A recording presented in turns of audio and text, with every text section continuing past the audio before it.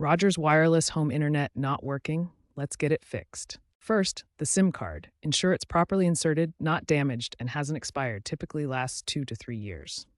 Replace if needed via Rogers. Next, check your signal bars.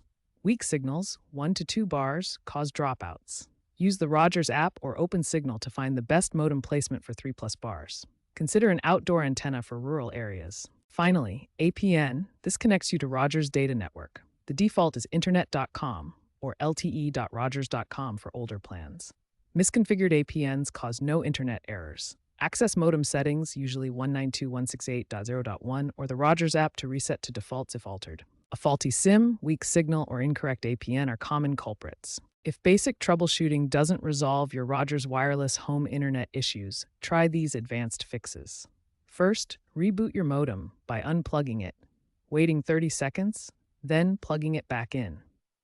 Also, check for firmware updates through the Rogers app or website to ensure your modem is running the latest software. Looking ahead, Rogers is transitioning to 5G exclusive home internet plans by 2027, targeting average speeds of 500 megabits per second and higher.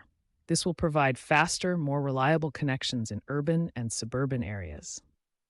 Additionally, satellite integration through partnerships like Starlink will expand coverage to remote regions, offering an alternative where cellular signals are weak.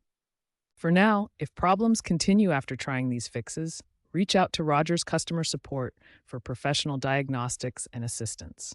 To prevent issues, perform quarterly modem resets, which can help avoid SIM card wear from heat and other factors.